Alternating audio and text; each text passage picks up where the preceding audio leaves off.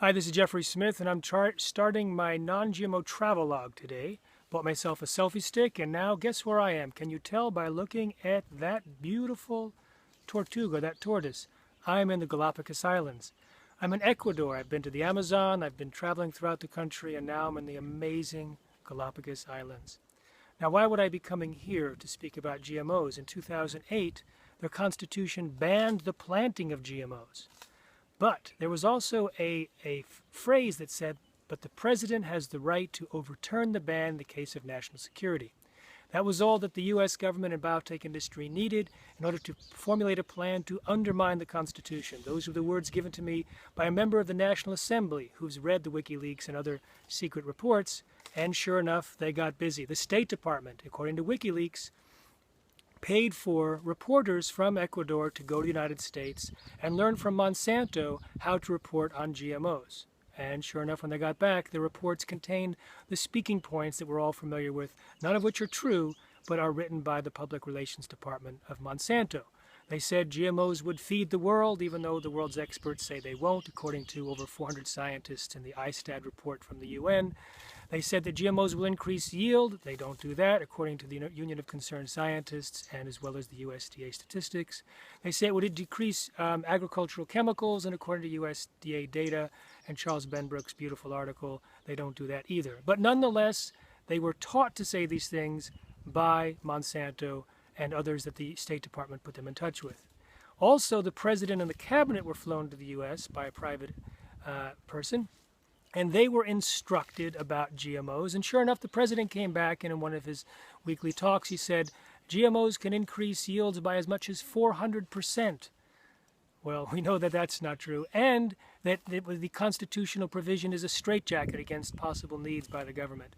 So that's the problem. The Ecuadorian people had made a fantastic move by creating a constitution that banned the planting of GMOs. It was celebrated around the world, and now it's at risk from the disinformation program sponsored by the United States government and the biotech industry.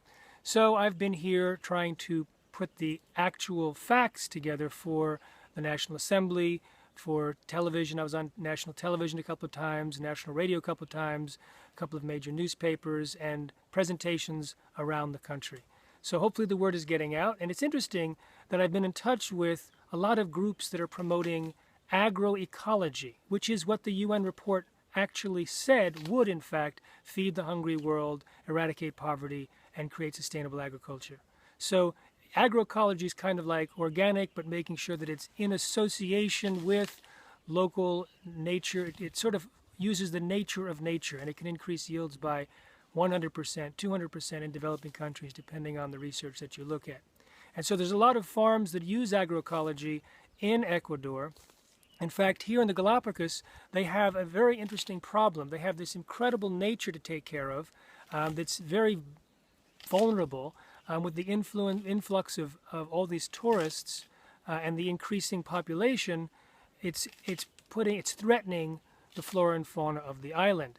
And one of the things that threaten it is the imported food and also the domestic food that's grown with toxins, with poisons, which is what most foods in industrial agriculture are used.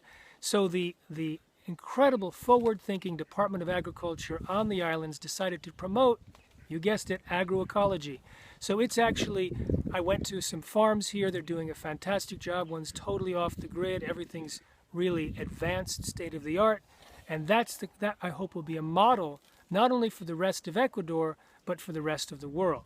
So kudos, hats off to the Department of Agriculture here in the Galapagos, and also to those in Ecuador who are trying to get the information out that's true to the government and to the people about GMOs. In the meantime, you can actually see some products that say contain transgenicos on the market.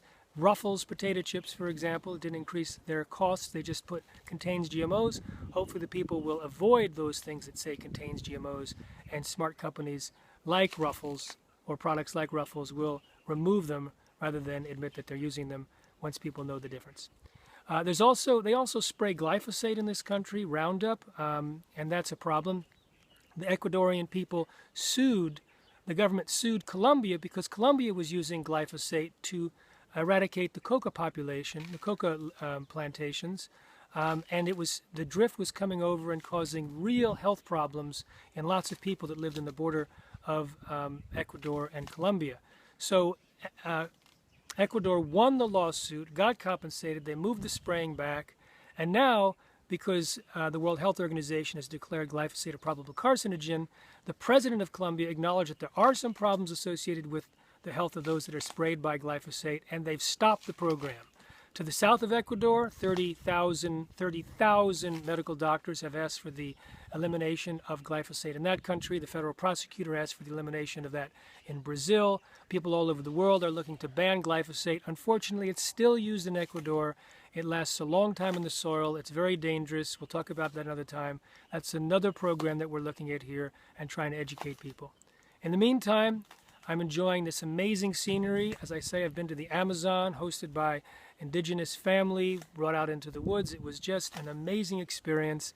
I recommend a visit to Ecuador and include the Galapagos. What do you think? Do you agree? Safe eating.